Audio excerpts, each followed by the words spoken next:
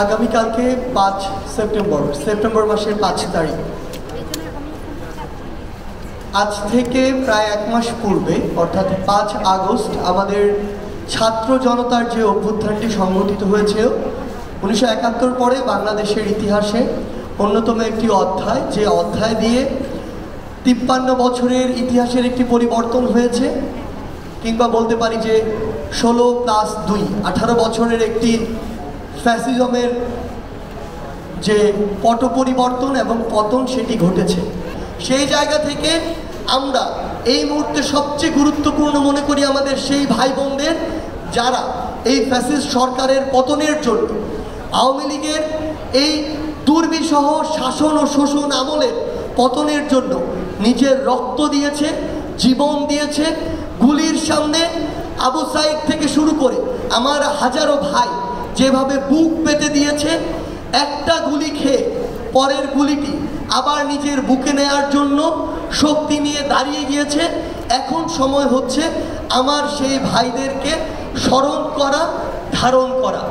সেই জায়গা থেকে আমরা মনে করি যে আগামীকালকে 5 সেপ্টেম্বর পুরো বাংলাদেশে প্রত্যেকটি জেলা, প্রত্যেকটি উপজেলা, প্রত্যেকটি ইউনিয়ন থেকে শুরু করে মহানগরের প্রত্যেকটি সেক্টর যেভাবে এক একটি যুদ্ধের সেক্টর হয়ে উঠেছিল সেই 5 আগস্টের দিন কিংবা তার পূর্বের দিনগুলোতে, আমরা আগামীকাল 5 সেপ্টেম্বর আমাদের ছাত্র জনতার অভ্যুত্থানের 1 মাস পূর্তি উপলক্ষে আমরা একটি শহীদি মার্চ করতে চাই।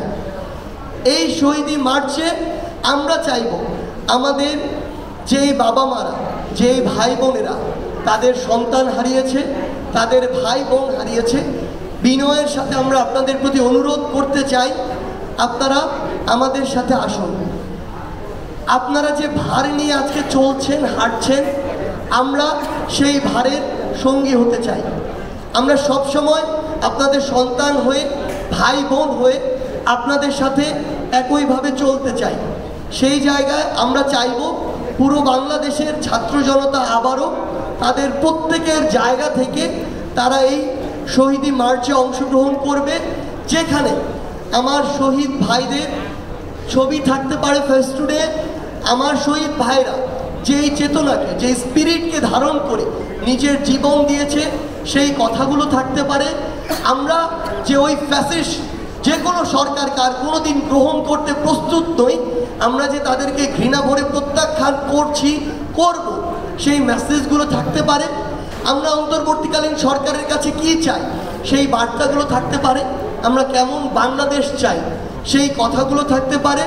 কিংবা আইন শৃঙ্খলা রক্ষাকারী বাহিনী থেকে শুরু করে ইভেন ইফ বৈষম্য বিরোধী ছাত্র আন্দোলনের কাছে আগামীতে আমরা কি চাই, কিভাবে নতুন একটি আমরা পলিটিক্যাল সেটেলমেন্ট চাই, আমরা কোন পথে যেতে পারি, আপনার সেই ভাবনাগুলো, সেই চিন্তাগুলো থাকতে পারে, আপনার সেই প্রশ্নগুলো থাকতে পারে। আমরা ব্যানারে, ফেস্টুনে, প্লেকার্ডে সেই জিনিসগুলো দেখতে পাই এবং দেখতে চাই। এবং আমরা আমাদের ছোট ভাই বোনেরা যারা রয়েছেন কিংবা যারা বড়রা রয়েছেন, যারা ছবি আঁকেন, ছবি এঁকে নিজের মনের ভাব প্রকাশ করেন, আমরা সেগুলো দেখতে চাই।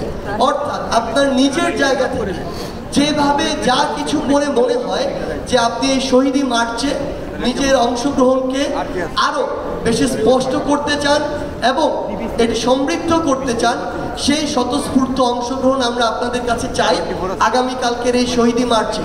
আমরা যদি আমাদের ঢাকার রুটটি বলি, শাহবাগ আবার রাজু ভাস্কর্য হয়ে আমাদের জাতীয় শহীদ মিনারে গিয়ে শেষ হবে।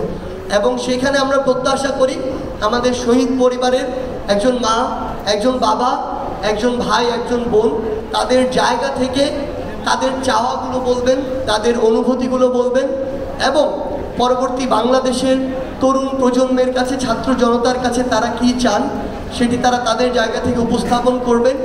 কেমন একটি বাংলাদেশ তাদের প্রত্যাশা, আমরা কিভাবে তাদের পাশে তাদের সন্তান হয়ে, ভাই বোন হয়ে থাকতে পারি আগামীর প্রত্যেকটি দিন, সেই জিনিসগুলো তারা তাদের জায়গা থেকে উপস্থাপন করবে।